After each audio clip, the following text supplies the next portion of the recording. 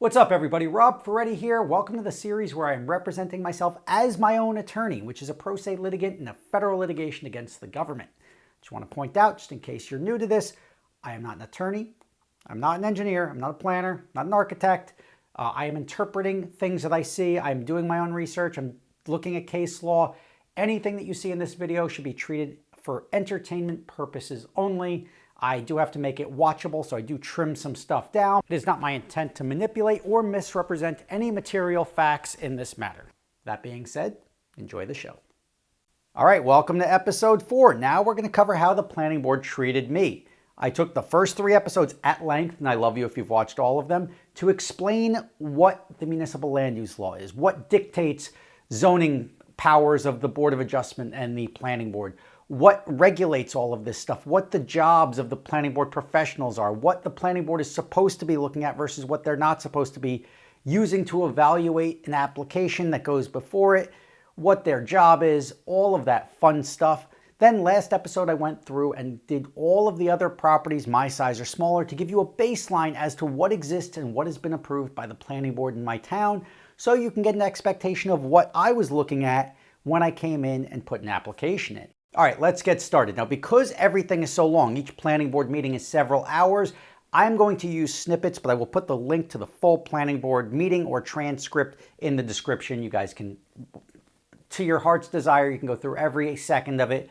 I've got no problem with that. You can comment on those as well, but for the purposes of the general audience that doesn't want to sit through 13 hours worth of video, I'm going to keep it concise, and I'll just highlight the key moments and the key things that happened to get us to where we are.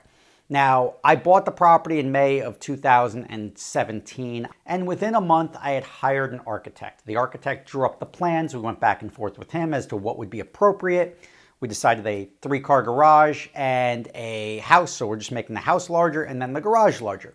Obviously, we'll get into what the board considered a 3-car garage, but I proposed a 3-car garage the same way anyone else did. Not by what the volume is, but I proposed it as a 3-car garage because it had 3 doors on it. Now, my property is sloped. I made the best use of my property while trying to stay within the intentions of the master plan and the zoning. Knowing that we have the most restrictive lot coverage ordinances ever, having a 5% lot coverage ordinance on an acre of land is like unheard of, even on a half acre, whatever it is.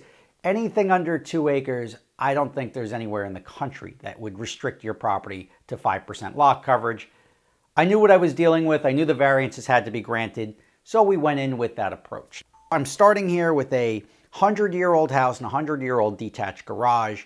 And I'm like, all right, well, I'm going to make them both bigger, right? Like house, garage, they're both approved, single family, residential. I'm not changing anything, but I'm going to make everything a little bit bigger to bring it up to modern day standards. I decided, and I love the look of a breezeway, and I've talked about this. I was like, you know what? Let's keep the lot coverage as low as we can. I looked at these other properties that existed, and I said, I can easily fit within that. Let me put something that's trying to minimize the lot coverage to minimize our ask. So I put a tunnel, because if you go right out from the back of my house, straight out, you're going to be 10 feet below the garage. And I was like, well, that gives me room. If I'm going to do a tunnel and steps, I might as well put a basement in the garage. It doesn't cost anything. It's just making better use of my property because it doesn't use any more impervious surface. It doesn't push any rainwater anywhere. It's just underground. Same way you'd have a basement on the house, and it doesn't count in your square footage.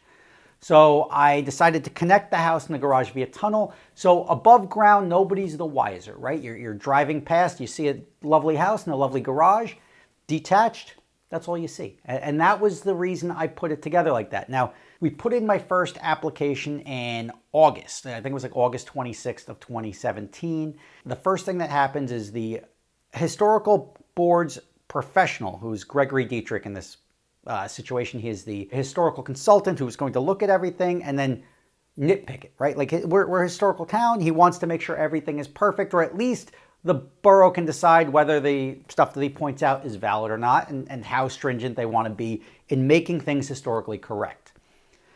After he reviews it, that review letter goes to the historic board. I have to then go before the historic board, and I made several changes. He didn't like the shape of this. The barge board wasn't big enough. The proportions of things he didn't like. So I modified that through over like 2 months. And then ultimately, after the 2 or 3 months of revisions, the historical board signed off on the thing. They're like, we love this. Now, the historical board is not judging the setbacks. That's the job of the planning board and the zoning board, is to judge the setbacks and the lot coverage and how the application fits within the ordinances. However, the historical board is just making sure that it fits within the character of the neighborhood and it's actually historically appropriate for the zone in which it's going in. Now we've checked that box, we've passed the historic board. The next step is to go before the planning board. If you need a variance or variances for setbacks, use, or lot coverage, it's their job to determine whether the positive and negative criteria are met for the C2 variance, that the hardship is established for the C1 variance, or that you provide the necessary proofs to justify the use variance. That is the planning board's job. It's not their job to see if they like you, if they like they don't have to like the way it looks. If it's historically appropriate and you've provided the necessary proofs or the proof of hardship or the necessary proofs to support the use variance, they have to vote you through. This is not an HOA. So their job is to see that you have done what you were supposed to do legally, and then they put the application through. That didn't happen. So here's the high level of how this is going to work. You have the applicant presenting his case, you have the objector objecting to his case, and then you have the planning board making a determination.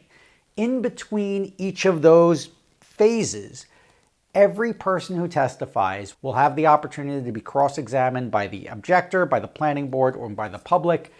And then finally, after the cases are closed, the public will have the ability, as well as the applicant and the objector, to make whatever final statements they make before the board renders a decision. Now that you know how the application process is about to play out, you already know the planning board is going to vote down this first application. The argument of whether or not they did it justly or not is not why we're here. That would fall under the standard of arbitrary and capricious.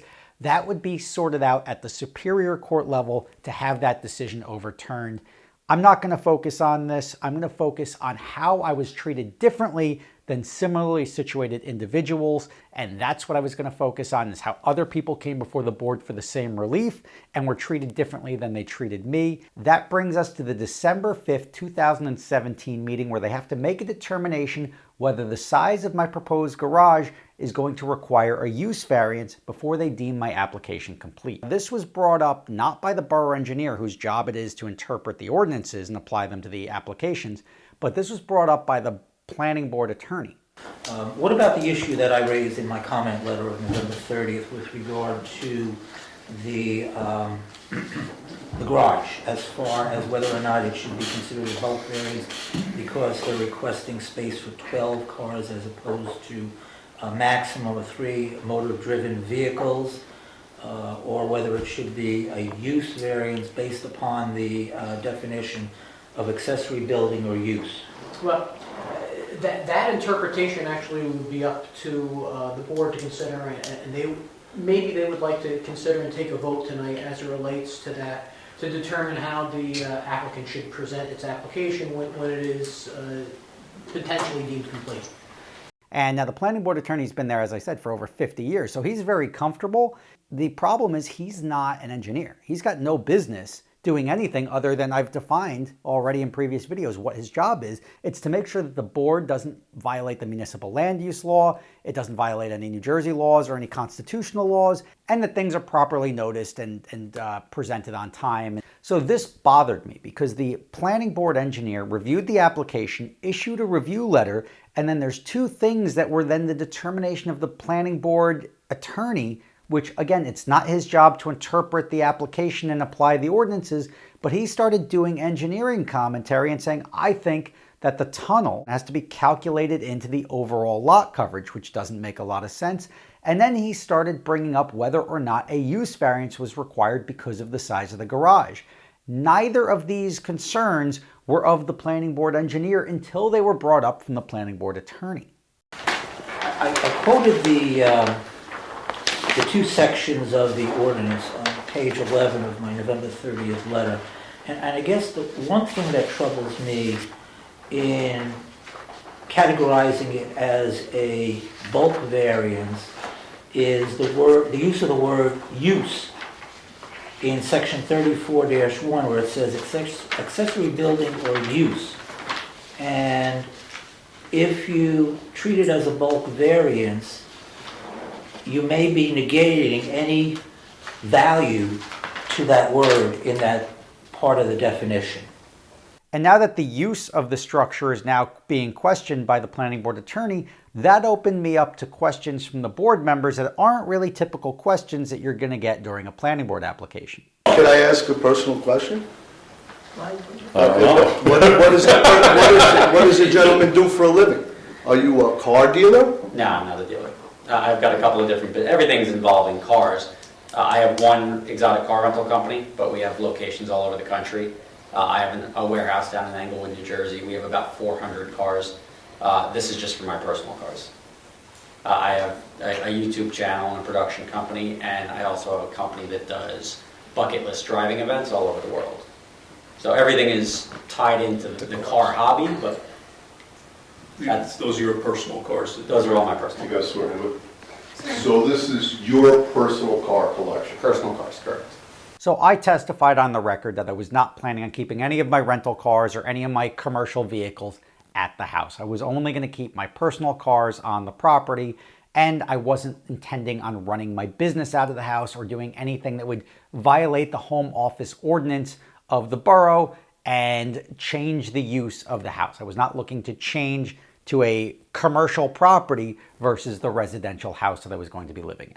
And even one of the planning board members justified the size of the garage by saying he's seen the same thing happen down in Florida where he lives, where somebody has a 3-car garage and they keep 12 Ferraris in it. Down in Florida, next to my house, there, the guy has a similar system. He has a 3-car garage and he keeps 12 Ferraris in there. He collects Ferraris. If the applicant's a car collector, obviously if he's bringing cars in for sale or something like that, that's one thing. But I can understand where he has these cars. To me, it's not changing the use of the garage. It's still going to be a garage for cars. It's just more cars. To me, use variance would be if he was trying to make it a 7-Eleven or something. I don't know. I mean, that's just how I'm looking at it. Can I make what might be a practical suggestion? Certainly. Since you haven't heard the testimony yet, might it not be a good idea for the applicant to just notice for the use variance and make the decision after you hear the nature of the use as to what it is? I don't think that harms the applicant in any way. Well, except that the burden of proof, the proofs necessary for a use variance obviously are, Sure. significantly greater than a bulk variance, and the applicant would need to present that to be safe. And it should be understood if that occurs that the applicant is not necessarily conceding that it's a use variance just because he's submitting certain proofs. I don't know. I mean, being that there are other people that don't, want to make a decision tonight on this without hearing further testimony, I think we should just put it off then. Okay. Someone make a motion to that effect. Have a roll call vote. I'll make a motion to put the decision on whether it's a bulk or use variance off to the next meeting when you bring testimony to the effect of which it's going to be. So this is one of the games that I don't like them playing. They push off the vote to the following meeting. That gives them the chance to go behind the scenes and try to figure out how they want to handle certain things. I don't think it's appropriate. I've seen the pattern of this happening on my applications as we've been going over the last 7 years. But it's a game they play. Here in this situation, Peter Lane, the chairman, says, we're going to wait and push this off to the next meeting so we can hear more testimony about it. What else do you have to hear? And we carry over to the next meeting. There's nothing else they wanted to hear. He comes back the next meeting and says, yeah, we just gave everyone some time to think about it. Well, that's not why you said you wanted to push it off to the next meeting. But anyway, here we go. All right, I think we're going to have to address firsthand how we're going to read this on the use variance or on the bulk variance when it came in with the garage. Okay, we had kind of tabled it last month to decide, give people some time to think on which way it wanted to go. Does anybody have any comments or questions on what we were talking about at the last meeting, whether there should be a use variance or a bulk variance because of the garages? I've continued to give it some considerable thought, and it would seem that it does not need a use variance because a use variance would only be applicable if we were trying to put something else other than the garage, other than cars. Because the ordinance says a garage is for more than for less than 3 cars. It doesn't say that, so the use itself is for cars. So you wouldn't need a use variance. You wouldn't need a bulk variance for more than the 3 that's permitted. But the use itself for parking cars is permitted. Therefore, I don't believe you would need a use variance. Okay. Mr. Bell, do you have any comment on that? Yes. At the last meeting, I had requested that the board reserve on this issue until you heard the testimony. Because I think after you hear the testimony, there may be a clear justification for why a use variance is needed. And the applicant has noticed for it, just in case, so it doesn't prejudice the applicant in any way. But I would request that the board reserve on this until you hear the testimony. I personally don't constitute that as a use variance. That's my own opinion. I don't know what the other board members think, because I do agree it's a much larger garage than is a normal garage, but to me that doesn't change the use. It's still a garage. So that's what I was thinking. If he's not selling it, and therefore he's not using it as the changing of a garage to the use of Parking cars. It's to park cars, and so that's where I'm heading to. anybody else have any opinion or comment? I mean, it's because you don't know if he's really, they are his cars. I mean, we're not gonna sit there and check if they are. Is he But he's gonna be testifying. doing business out of it? Are we gonna be there with a, But a he's camera watching him? No. But he's testifying that is the case. Yes, but again, Or will later testify. on, we could find out something different, then what happens? That's an There's a lot of cars there. It's an enforcement issue. That's why you have a code enforcement officer. Okay. Yeah. I mean, don't we have to take someone's, he's a neighbor, he's a townsperson. Well, he will be, he's not testifying to it now, but he will be testifying He's to going to it. testify, so if he testifies Yes. in a legal setting that this is what he's doing, and It's not use. you then have to take his word for it. That's you right. know. Yeah, we'll have to take his word for it. Take a vote for it. The board should first determine whether it wants to make a decision now on the interpretation of the ordinance, or it wants to accept Mr. Bell's suggestion that it wait until all the evidence is in. If the board determines that it should make that decision now, then you take a vote on which way it goes. I'm going to call for a vote on which way we think this is going now. I'll make a motion to have it determined that it's a bulk variance and not a use variance. Could I have a second? Second. Okay, and a roll call. Demetrius Venastanos, Yes. Ted Brack. Yes. Steve Cravani. Yes. Peter Lane, yes. And That's McCormick. Peter Walsh. No, Yes. this is McCormick. Okay. And I think they also bought this. So there you have it. They've heard the testimony from me. They know what I do for a living. They've heard the testimony from the objectors. They've heard commentary from the public. Everybody has spoken on this matter as is required by law. The board motioned and made a determination that we are not going to move forward with a use variance. Anything having to do with commercial activity or the use of the property now becomes an enforcement issue down the road if I violate the local zoning ordinances. Now, when I initially put my application in back in September, my engineer had some things wrong, some calculations wrong, the placement of the garage was wrong, there was a bunch of stuff. So my initial application back in September had me coming in for like 22% coverage. That was wrong. My ultimate application that was deemed complete to go and be presented before the planning board had me at 11.16% main structure and 12.87% all structure. So that's 11.16% for the main. And the reason for that was the fact that the house and the garage had the tunnel connection. The borough engineer determined that it was one structure, so one larger main structure, because it was connected below grade. It was a house with an attached garage. That makes several significant changes on my application because it takes the garage from an accessory structure, which has a separate coverage calculation and a separate definition, to the main structure, which just makes the main structure look artificially larger. That wasn't the purpose of the application, but when you look back at other properties that have done this in the past, you'll see that there's a guy who has two garages like this in a little courtyard and a connection to both garages to the house. So everything is therefore connected. The planning board in this situation on lot 20313, which is about 2.3 acres, considered the one garage that was furthest away a detached accessory garage. So they had a two-car attached garage and then a two-car detached garage, despite the fact that they were connected, and that's for an above-ground connection that has a visual impact on the public. So for them to take an invisible connection, which is below grade, and determine that the structures are connected is not a consistent application of the zoning ordinances. Another application where they faced a similar situation was Block 101, Lot 9. That was for Planning Board member Steve Cravani, who was sitting on the Planning Board during my application. He was proposing to connect his garage and his house with a breezeway. And in order to avoid further variance relief for his main structure being over the 4.5% and having the structure look larger, he proposed a 1-inch gap between the breezeway and the house, which is really illogical, right? You're never going to have two doors or something like that. So having that 1-inch gap is quite silly.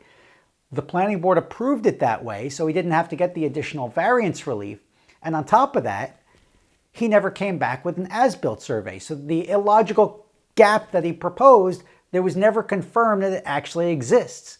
When you look at the property, it appears that it doesn't, because you can see the flashing on the roof connects right to the house. So of course nobody's going to do it. It was just used as a workaround. Now, for me, I can't propose a 1-inch gap for an underground structure, because even if I put an inch under there, the mud is just going to run down and you're going to fill your basement and tunnel full of mud. So it doesn't make any sense. But I am the only person who proposed to put the connection point underground so it doesn't have an impact on the borough. And the borough decided to make it part of the structure, and then on top of that, count the underground structure as part of lot coverage. Now, I connected my house to the garage with an underground tunnel for the sole purposes of minimizing my lot coverage and minimizing the visual impact above ground. However, the planning board focused on the proportionality of the garage to the house. Now, this is something that is quite weird, because if they consider it part of the house, then you would have to talk about the entire house as a whole, which is what they used to deny me. But they kept referring to the garage as too big and having no problem with the house. Now, they're looking at it as an accessory structure despite it being connected. They're sort of playing both sides on this one. And if you look at it as an accessory structure, let's address that. I brought up the fact that accessory structures in my town are not limited by size. In fact, we have an ordinance that if your accessory structure is deemed a barn, or you're proposing it to be a barn, it can be up to 10% of the size of the lot without even requiring lot coverage calculations for it. Now, I'm proposing a 1,444 square foot garage, whereas my house is 2,800 square feet. So it's about 50% the size of the house.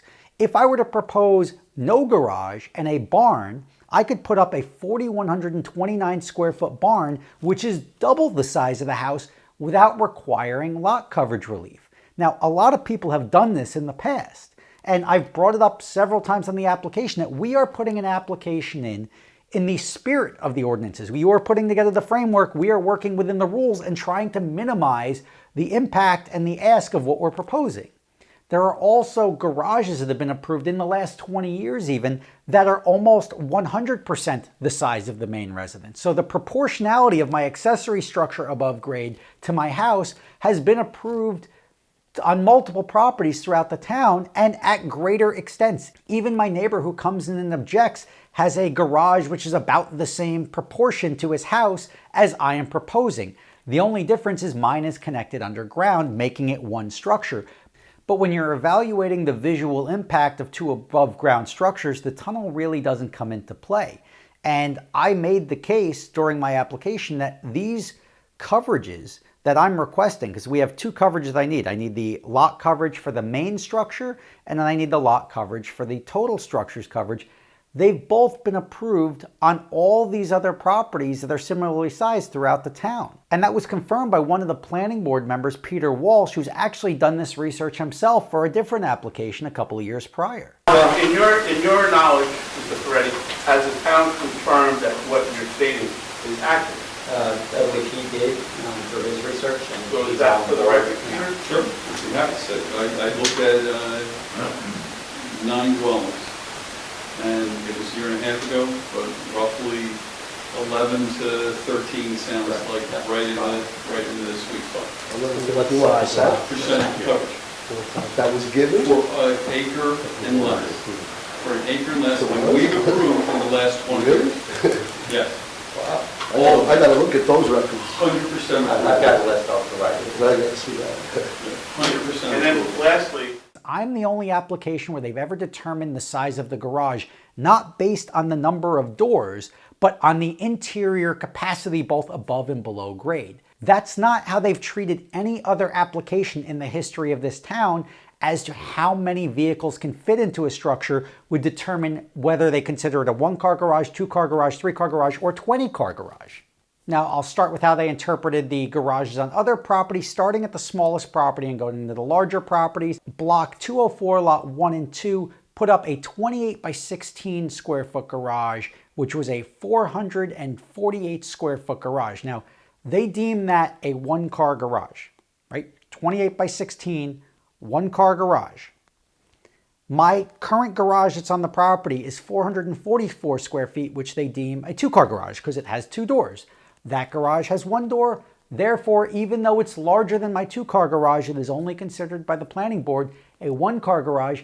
And despite the fact that even on his application, he listed it as a 2-car garage. Next, we're going to go to the mayor's property. He's also a sitting member of the planning board. This is 20111. He had a almost 900 square foot garage, which was listed as a 3-car garage. However, it has lifts in it. And the only reason I'm highlighting the fact that he has lifts in his garage is because they have no problem with the interior capacity of a garage. And if somebody has 6 cars in their garage, they still consider it a 3-car garage based off of the number of doors, and didn't require any additional variance relief due to their interior capacity. The next one I'm going to bring up was 102-2, which the planning board determined was a 2-car garage. Now, he put this in as a garage/barn. It's 36 feet deep and 25 feet wide. So you can see just by the size and proportions, even though it's a slightly different shape, it's the same size that was approved as a 3-car garage. And this one you can easily on the floor plan fit 4 cars in it, but they still consider it a 2-car garage because it's only got 2 doors. Next up is block 101, lot 9. We're going back to the Cravani application. He's the planning board member sitting on this application. His garage was approved at 1,500 square feet, so bigger than my above ground footprint of 1444, which they consider a 12-car garage. His garage at over 1,500 square feet was considered a 3-car garage and approved as such. And I'm also going to bring up my neighbor's property, which is block 203, lot 22. He put up a garage that's 1,950 square feet as a footprint. Forget about the second floor or anything like that. He could have lifts in it. It was approved as a 3-car garage/pool house. Then working our way all the way up, we have block 201, lot 3 and 4. That's over 18 acres. On their main structure, they had a garage that was attached. Regardless of the interior capacity, they approved that as a 3-car garage. So I was the only application where they're determining based not even just the above ground footprint, they're basing my capacity or the definition of how they're going to describe my garage as a 12-car garage based off of the capacity. No other applicant, regardless of how large their garage was, has ever been looked at based off of how many cars fit in the structure. The structure was just treated as a garage or a barn or whatever the accessory structure was, and not based off of what its capacity was. Now, to be granted the variances we're seeking, all of my setback variances fall under the C1 hardship because of the shape of the lot. I don't think anyone was arguing that.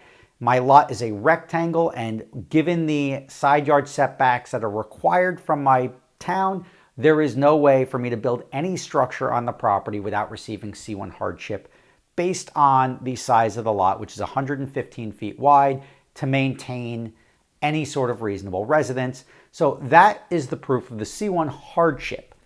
The other thing that also falls under the C1 hardship for me would be the undersized nature of the lot. Because it's a 2-acre minimum, we have 1 acre. We are less than 50% of what the ordinance allows for, and normally that wouldn't be a problem. For any other town around here to say a 1-acre lot is a hardship is like laughable. However, they don't have 5% lot coverage ordinances. On a 1-acre lot, they're allowed to put up 40% or whatever the varying zoning is across the towns. Nobody's anywhere near 5%. So the fact that we can't use 5% of 1 acre to build anything reasonable also would justify my application going through on a C1 hardship for both variance requests. The total coverage, the main coverage, and then the setbacks should all fall under C1.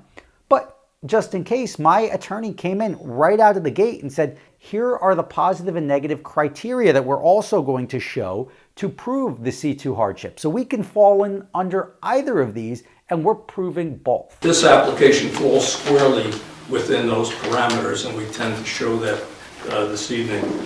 The existing non-conforming lot area, lot width, and side yards are the unique factors particularly affecting this property, and that which dictates the necessity for the variances requested. The existing size of the property creates a unique undue hardship in that any new expansion or improvement to the home or the property would require additional variance relief. Since the existing residence was originally constructed prior to the upgrade in Rockley's zoning ordinance, the existing lot area width and side yards are less than the current requirements. Because of the unique nature of the lot, any addition to the home would cause further variance relief. The proposed residence is modest in size and scale compared to the surrounding properties and not in proximity to any of the buildings on adjoining properties. Now, the applicant must also show the positive and negative criteria that the proposed variances can be granted without substantial detriment to the public good, and the same will not substantially impair the intent and purpose of the zone plan or zoning ordinance. The existing single-family use is permitted in the A residential zone in which the property is located. While it is difficult for an addition to the existing residence to meet all the zone bulk requirements, the applicant has sought to design the addition and the construction so as to closely conform to the zoning requirements as possible and be compatible with, as well as a positive addition to, the neighborhood, thereby providing a desirable visual environment. We will try and present testimony to demonstrate that the particular circumstances uniquely affecting this particular property require the variances requested, that the benefits of approval outweigh any possible detriment, and that the variances being both existing and minor in nature may be granted without any substantial detriment to the zone plan or public good. So he established one of the purposes of zoning that we're advancing is creating a desirable visual environment. Check. Positive criteria are met. You don't need anything more than that. We are taking an old 100-year-old structure and putting up a new one. That is advancing zoning 101. Very easy. Now the negative criteria. Well, the negative criteria we showed. We've already confirmed that this total coverage has been approved on all other properties. So there's no negative impact. So the positive criteria are met and the negative criteria are met. Another problem that the planning board mistakenly applies is they ask me constantly to establish my hardship to help them justify granting variance relief. But I'm trying to figure out what the hardship is. That's what I'm trying to figure out. I mean, you come by a house in a town where the coverage is this and that, and now you say, well, I want to build this and I want to build that, but meanwhile our zoning ordinances are totally so different than what you're asking for. I mean, 12% coverage, am I reading this correctly? I mean, it's absurd. It's consistent with all the other undersized lots. I looked at the other undersized lots. It's absurd to me. I mean, if I knew I could build 12% of my property, I would have went crazy. But believe me, I have almost 2 acres. All the other properties that are undersized have anywhere between 11 and 17% coverage. So I feel that you should have done your homework a little more. Now, this statement completely ignored that the most recent application the board saw before mine earlier in 2017 was approved for 12.47% total structure coverage on a conforming lot, and then they pretend like me coming in at 12% for total lot coverage on a lot that's even smaller, where all of the other lots have been approved for greater coverage, is inappropriate. Explain to me your hardship. As far as the property size? No. Property size is the property size. I want you to explain to me and convince, you don't have to convince me, but I need to be convinced. I'm not seeing the hardship. Well, the hardship For this is a legal term, and that is specifically covered under the statute, 4055D 70C, and it specifically says whereby a unique shape of the property, narrowness, or any other unique condition, particularly affecting a piece of property, the Board of Adjustment or Planning Board may grant variances because of I think the question is to Cassio. Well, he's talking, but then he's talking about hardship under the statute. You know what I'm talking about. I believe he's directing the question towards the 12-car garage, and what hardship is there to justify the planning board approving the 12-car garage? Thank you, Ken. The hardship has nothing to do with a personal hardship. And they've done this over the years. So they're going to approve somebody because he needs another bedroom because he's moving back in with his mom. A personal hardship is not a justification for variance relief. The hardship only exists on the size, the shape, the topography, or any special conditions affecting the property. If you're a Mormon and you have 11 wives and you need 37 bedrooms in your house, you can't come in and say, here's my hardship. I have 37 wives and 43 kids, so I need to build a 93-bedroom house on my quarter of an acre. That's not how hardship works, but that's how they continually try to apply it in saying, justify why you need something, but that has nothing to do with the approval of variance relief in zoning. We effectively rested our case, allowing the neighbor to now make his case for the objection.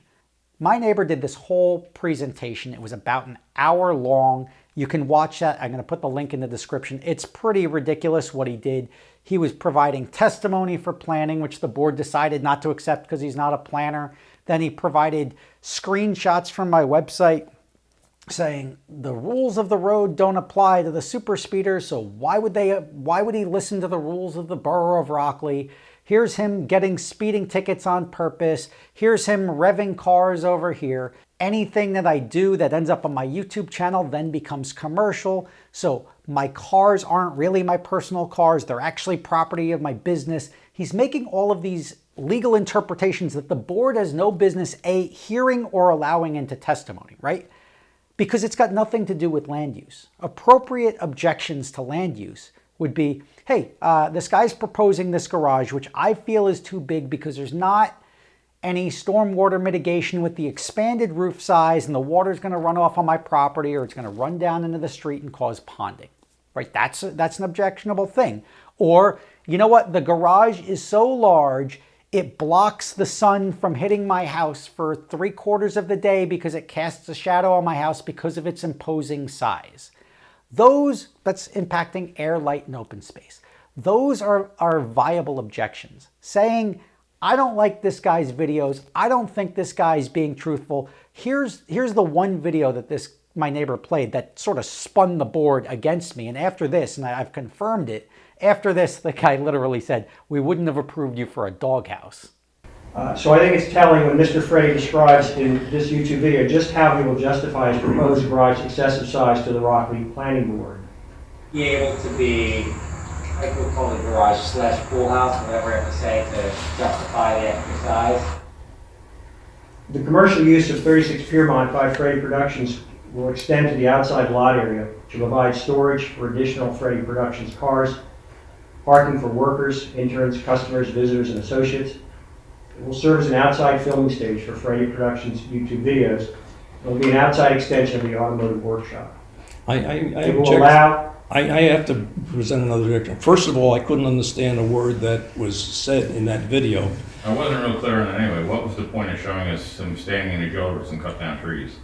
Basically, he was standing on the property saying, I'll say to the board whatever I have to say to justify the... Is that what he said? Yeah. That's what he said. Oh, okay, I'm sorry. I can turn it up. I must be the only one that didn't hear it then. No, you're not. You can replay I it. heard it very clear. Could you play that back again? Yeah, sure. Be able to be, like we'll call it garage slash pool house, or whatever you have to say to justify the extra size. Okay. Now, if you watch that clip out of context, it's easy to take offense to it, right? Oh, this guy's trying to slip one by us. But is he? Because I'm looking in my backyard at my neighbor's property and a 3-car garage designed to house no more than 3 cars. I'm looking at it out of the side of my eye when I'm saying this. His 1,950 square foot 3-car garage was deemed a 3-car accessory structure because it had an attached pool house. So I'm like, okay, for a garage to be larger than what would fit 3 cars, it's obviously got to be called something else, either a barn or a garage pool house. I didn't propose a garage pool house. I just proposed an oversized 3-car garage the same way anyone else did. So taking that statement and saying this guy's trying to slip one past the board and he's trying to lie to us to get what he wants doesn't even ring true, because that's not even what I put in front of the board, and I've never testified that I'm going to make it a greenhouse. I just tried to justify the size by saying, well, I'm allowed to have a barn that's significantly bigger than this. What's the problem with the 3-car garage being able to fit more than 3 cars? Similarly to anyone else, he just made it out to be like, wow, this guy's so reckless, and he made the board afraid of me, effectively. And that was his strategy, was to not make them vote on land use, but weaponize the board to make them irrationally vote me down where they shouldn't have, because they no longer liked me, or they were no longer going to be objective. It was absolutely ridiculous, the rabbit holes that this application went down. And again, I'm the only person that they've treated this way. Nobody else has had their profession come into their application for a house when they've already determined that I'm not here for a use variance. They've heard the testimony, they knew what I did for a living, and they didn't have a problem saying, we're going to vote on it based on its merits, not based off of what you do for a living. My favorite thing that my neighbor said was that he's so looking forward to welcoming the Ferrettis as neighbors, but he's not looking to welcome Ferretti Productions. And we have no objections to the Ferretti family moving to 36 Piermont, but we strongly object to having Ferretti Productions LLC as a neighbor. But ultimately, he's said in his own testimony that I am Ferretti Productions. It seems pretty clear that Rob Ferretti is Super Speeders, and his cars are the Super Speeders fleet. So, like, all he's saying is he doesn't want me here. And that was the sum and substance of his testimony, is that he just doesn't want me here. In summary, we believe that granting these variances would be inconsistent with Rockland rural values such as proportionality, scale, and balance, our rural nature, and the Rockland designation as a National Historic District. It would alter the essential character of our neighborhood and the borough. It would neither benefit the general welfare nor be consistent with Rockland's master plan. And it would be a substantial detriment to the public good. In the end, we have no objections to the Ferretti family moving to 36 Piermont, but we strongly object to having Ferretti Productions LLC as a neighbor. Thank you.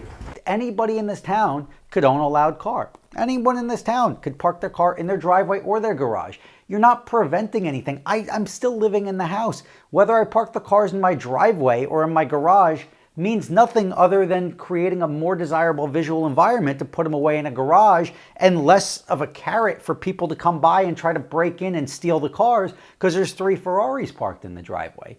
So it's a very illogical argument. His only other argument he has, that he would compare my lot coverage to what I would need if I had a conforming 2-acre lot. It's a meaningless statistic. It's a red herring. But all they did was focus on what it would be on a 2-acre lot. And it's like, this wouldn't conform on a 2-acre lot. Well, great. Look at any other variance relief that's been granted on a 2-acre lot. You give somebody 12% on a 2-acre lot, guess what? They needed 4 acres. You give somebody 11% on 18 acres, guess what? They need 37 acres. It's not a reasonable approach to say, like, this is what it would need on a 2-acre lot because that's a conforming lot size. It's so silly, but the planning board sort of went into that, so I had to then justify. I was pretty certain I knew what the neighbor was going to try to allege when he was going to give his testimony, so I prepared a lot of documents to bring in to contest his testimony and prove that the coverages that I'm asking for have been approved for everybody else. The lot coverage, and I've actually printed 10 of these out, I can provide it. One of the closest properties that I can come up with is block 202, lot 11, which is also, it's within a couple hundred square feet of my property. Her house is essentially within 100. Isn't that irrelevant right now? I do it. Isn't that irrelevant? That each application is its own merit? Like he's bringing up another application that we approved. That's true. We're not presenting it as precedents or as any... I'm just speaking as to lot coverage, because my lot coverage is consistent with essentially what they have. And my house is, a house plus garage, plus porches and everything, is within 100 square feet of theirs. If he's going to testify to it, I would like it to be more factual than him just stating things. If he has an exhibit to present to you, Yes. I'd rather see that. Okay. just so happen to have one. Yeah, just have that one. I'll share it with Can we mark this Yes. as an exhibit? Well, let's have it marked though. What's the last one? I think it was A6. So this would be A7? With the board's permission, I would mark it on the back as Yes, A7 with sure. today's date. So I presented this testimony and it was marked into evidence with that lot coverage list marked as Exhibit A7. On top of that, I'm 99% sure they were going to vote me through. The planning board attorney also put together a list of properties to support the approval of the application. He said, I went back 15 years and got a list of all these properties, and here's the lot coverages that they were approved for and the size of the properties. I expressed earlier a concern that I had that Mr. Ferretti's testimony didn't differentiate between variances granted by the board and pre-existing conditions on undersized lots. So I took the liberty, at the request and suggestion of the chairman, to review every year. The planning board is obligated, as you're aware, gentlemen, to provide a review of all the variances granted. The planning board produces a report on all variances in that calendar year and makes a recommendation or doesn't make a recommendation to the governing body whether or not there should be any modifications to the zoning ordinances. I went back to 2002 and picked out any lot that was undersized, no matter what, for which the planning board granted a variance for either house coverage, overall coverage, or both. And there was only 7 of them. Can you please, 2002, did you use that as... I only went back 15 years. But the ordinances changed, because you used with them, you said when the ordinance have changed. When was the ordinance? I thought it was 1973. It was early, much earlier than that. It's even earlier, 1970s? Yeah, but without going back into my storage, I could only go back to 2002. Okay. So I figured I just wanted the most 15-year recent period I thought would be representative of what the planning board has done. So now we have my list and the attorney's list from the planning board confirming that what I'm asking for has been approved on other properties by the planning board in the last 20 years. They took a break and my attorney said, look, we could see how rattled the board got when he was playing your YouTube videos. I was like, but my YouTube videos have nothing to do with it. The board has to be objective and not factor that into their decision as to what we're asking for.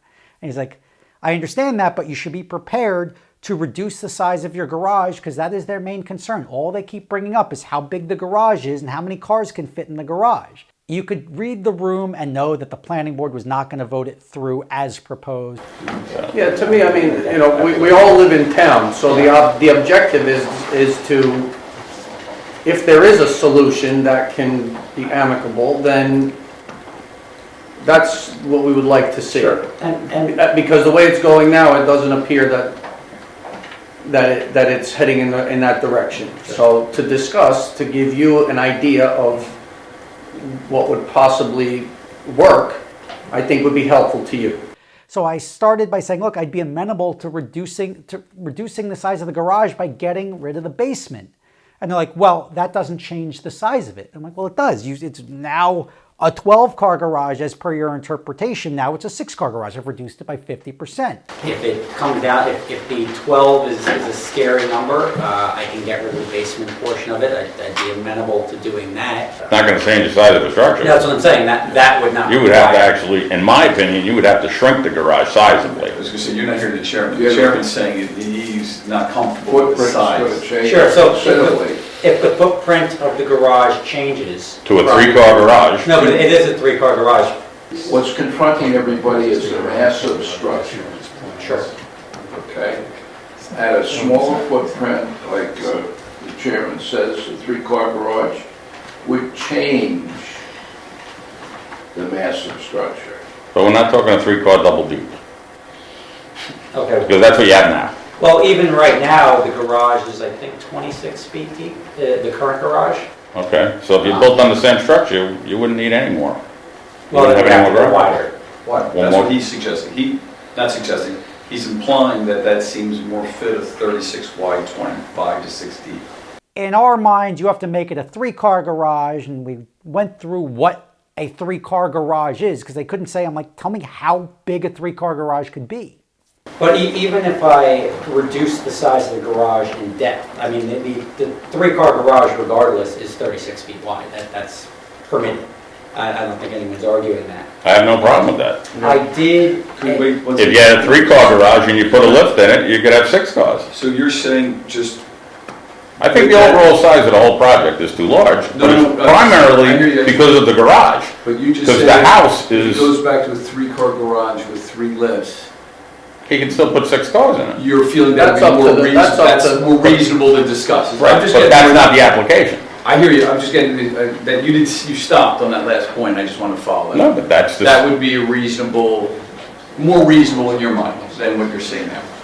To be able to pull in a car and have it. 36 long, 25 depth. Can I add another exhibit? For a 3-car. I'm okay saying I'll just make it a 3-car garage now. We'd like you to vote on it tonight. So this is before any games can be played. They can't make any determinations outside of the planning board. That was our concern. So I'm like, just before you guys can leave the room, I want you to vote based on the merits right now, based on the conversations of us saying we're going to drop it to a 3-car garage. You know what? Like, we're going to carry it over to the next meeting. It's like, all right, well, because we want to see the revised plan. So you'll revise them, bring them back, submit them, and then we'll take a look at them next month. I understand, but if he's going to also change it just dramatically, then he's got to come with new blueprints and absolutely. new application. No matter what, if he accepts these suggestions, the conditions, it's a whole new... And they're not actually conditions. They'd have to be new plans drawn That's up what I'm saying. and show us what he's actually talking about doing. Yeah. Based off of which changes? The suggestion that size of the structure, size of the amount of vehicles you're going to store on the You wouldn't have to property. go back to the historical board, would you? No, it's not changing how it looks. Yeah. No, I'm not hearing that the applicant wants to amend his application. That's what I just heard. Well, to amend the application, it means we would have to postpone and come back. Correct. So the existing application, you wish, Mr. Cassio, your client wishes to proceed on the original application. Is that correct or not? I'm okay to a conditional change to it, or conditional changes. I'd like to ideally leave here with I don't know what that with the means. resolution. Well, if you say it'll be approved based on a garage that's 30 feet deep versus 36 feet deep, or whatever, 34 feet deep or 36 feet deep versus 40, the only dimension that we're talking about changing right now is the depth of the garage. Right, but we're not suggesting 36 feet deep. Okay. You are. But that's what I'm trying. You haven't suggested anything. That's why I'm happy to open the discussion if the plans are good, other than the fact that it's now 32 feet deep or 34 feet deep versus 40 feet deep. I'm happy to have a condition like that. Next up, it was time for the objectors to make their summation as to why they feel it should be denied, and then my attorney was allowed to make a summation as to why he feels it should be approved, and then the planning board was going to vote. You have no testimony before you whatsoever as to any condition of the land that would justify a hardship variance for the coverages sought. You have no testimony before you at all with regard to the garage that would justify its being granted. Clearly, the applicant can't make a showing that there's no detriment to the public good. You've heard from my client, the next door neighbor, how this has impacted his property already, with the cars stored on the property, with the loud revving of the engines. You've also heard testimony with regard to my client's concern, and I think the testimony and the PowerPoint that you saw bears out the fact that these cars are going to be used, have been used, and are likely to continue to be used. I think the applicant even said it, he doesn't consider it a business, but he runs ads on these slides, on these videos, with these cars. The Corvette was shown in the picture. He pulled into the garage with it. He talked about the NSX. That was in the list of cars that he presented when he testified. So there was certainly clear proof that would cause you to doubt the intentions here. You have heard the testimony of my client. They have legitimate concerns as a next door neighbor. They wouldn't be here if this was an application for a house in a 3-car garage. And you have, I believe, ample reason to doubt the sincerity of the applicant when he says he won't use it for his business.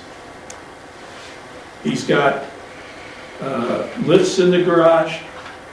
He's got pneumatic tools there. I understand that some car enthusiasts may have that, but I don't recognize that as being in a residential garage when you have bays for 12 cars. To me, that leaves something open that causes a real fear for my client. When you look at the magnitude of the relief sought, the complete lack of proof justifying the variances, the recommendation of your own preservation expert that this should be scaled down,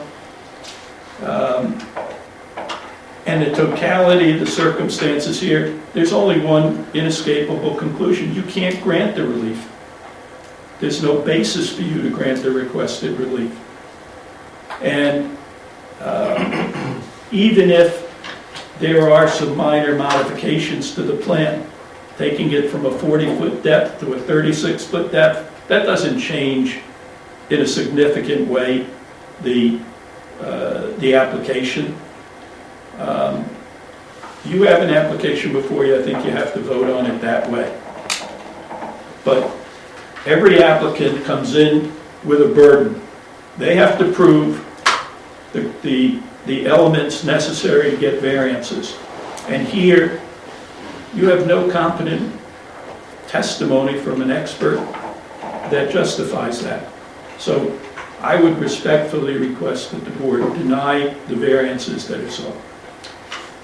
I spoke to my attorney and he's just like, look, just come in with a 3-car garage, then they can't vote you down. There's no reason to. All they've cared about is the size of the garage. If you want to move into this house in a couple of months, make it a 3-car garage. So I would urge the board to approve this application based upon the applicant's willingness to reduce the size of the garage to 36 by 25, 3-car garage. Mr. Cassio, you're saying you're amending your client's application now? We said we would be willing to accept that condition. I think he has to provide new plans and... I would think so too. Yeah, engineering plans and everything. Might change. We'll submit the engineering plans if that's a conditional. I don't know that the board should take a vote tonight then. No, I don't think so. I think the members were quite clear that they would rather not vote until they see a revised plan. That's correct. If we have to revise, I mean, it makes sense to revise the plan. I was hoping for a conditional approval with the only difference being the depth of the garage versus the current application. Versus the current Counselor, I application. think the board members have made it clear that that's not going to happen tonight. So our ultimate move was having to come back, revise the application, address all the concerns, because everybody was concerned about the size of the garage. We made it a 3-car garage that could fit no more than 3 cars, right? We limited the ceiling height. There was no loft anymore. Couldn't fit lifts in it. It was a 3-car garage and the same house. I just expect to get through now with something I don't want. I expect to get approved for a 3-car garage, which is the size that's been approved on all the other properties, 900 square feet. It's been approved on properties of 0.4 acres. It's been approved on properties that are 0.8 acres. Like, there's no basis to say, like, well, it's still too big. Show up at the May meeting, and I'm like, all right, here we go. And then the planning board attorney is like, hey, let me call some witnesses. Like, call some witnesses. Like, We can make a motion on this? Well, not yet. We have a lot of housekeeping to do first. But, Mr. Chairman, I'd like to ask Mr. Poliniak a few questions. Okay.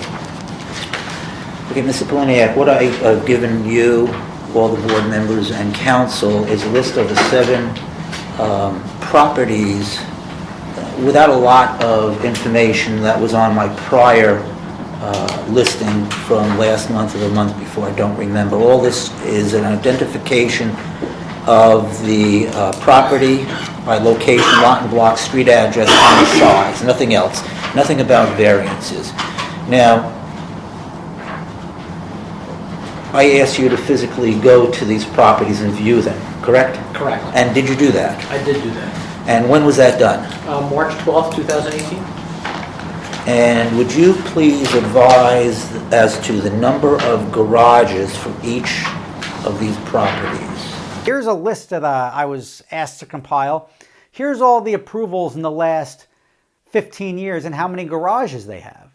And I'm like, what's that have to do with anything? Like it's not, if they got a 2-car garage, but they asked for a 2-car garage, like what does it matter how many garages they have? And that's when I realized, well, this is going south. Well, let's see if we can make this work.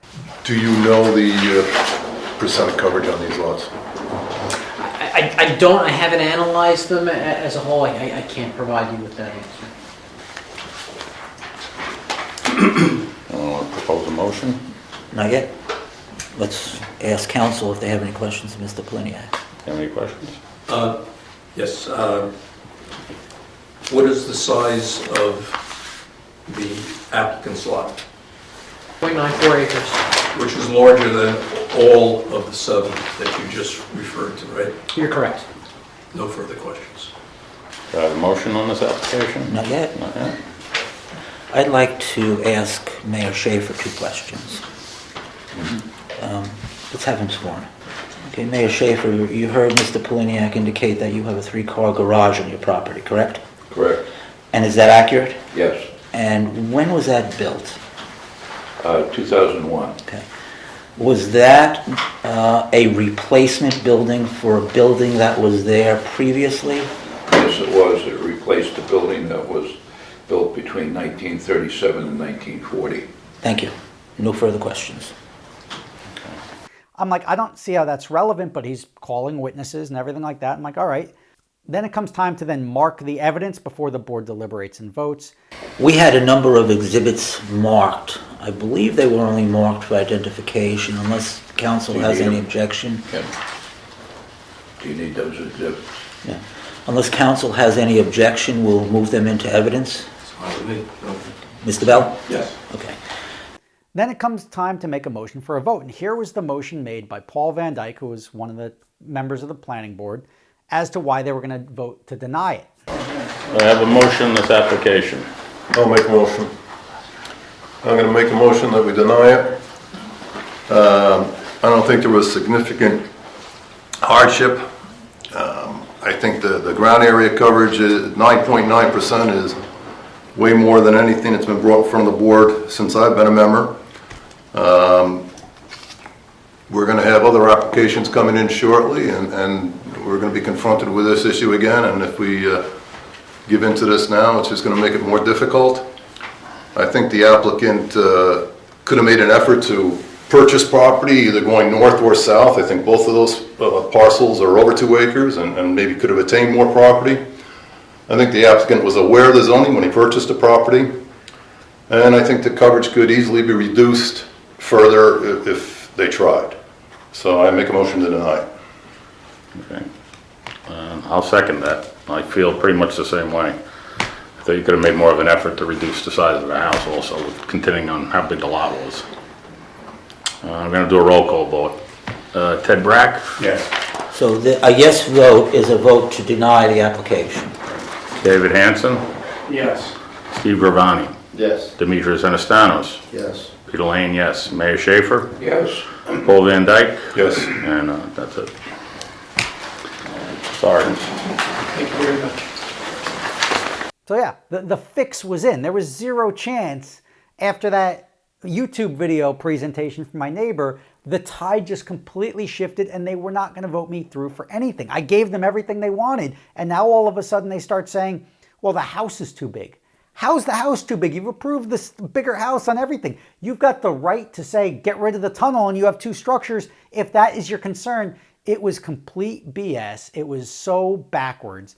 And on top of that, as soon as we leave the room, the next thing they do is they start proposing a change to the barn ordinance. Because clearly I brought up the fact that my garage is smaller than what would be permitted as a barn on the property, and I was not coming in to try to play games and call it a barn like other people were doing, because I'm not intending on using it as a barn.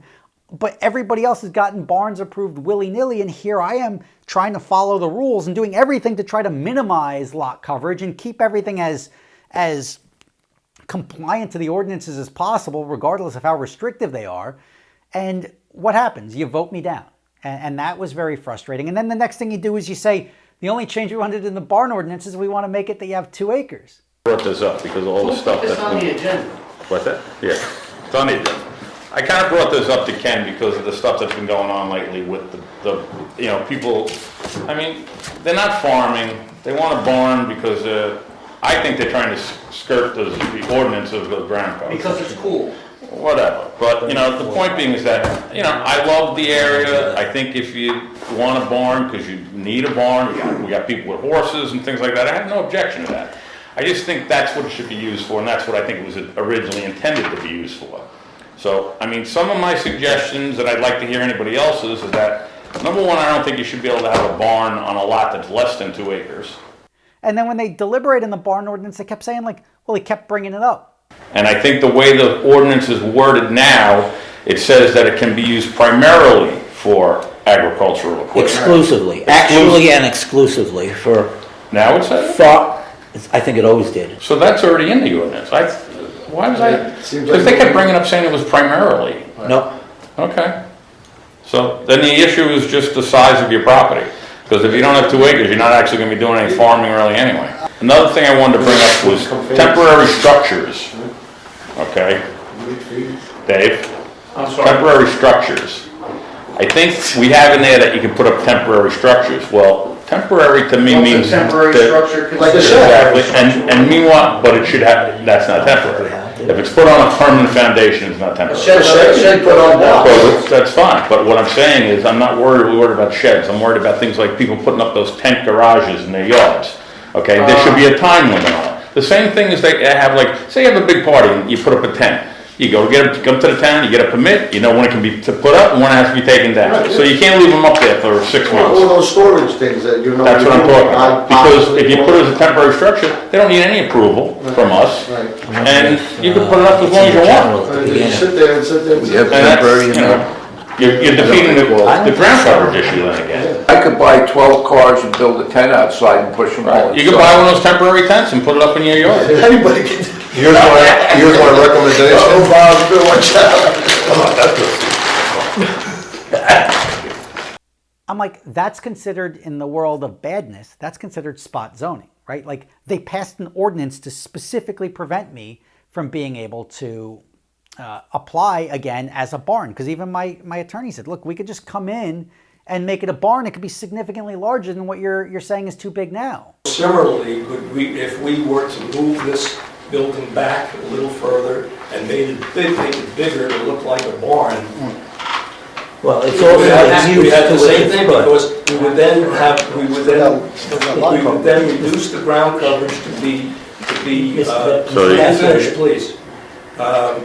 We would then be able to reduce the ground coverage so that we would not need a variance for ground coverage, because a barn or accessory structure is not calculated in the ground That's coverage. not necessarily We would correct. still be over on the house. The ordinance says that if it's a barn devoted to agricultural use, it would be excluded from lot coverage calculations this up to barn an additional garage- 10%. Is this barn garage devoted to agricultural use? I don't know. Is there anything that... But he didn't get credit for it being a barn. Well, it says so here. I know, but he covered it, he used it as his lot coverage. It Uh, wasn't calculated as a barn.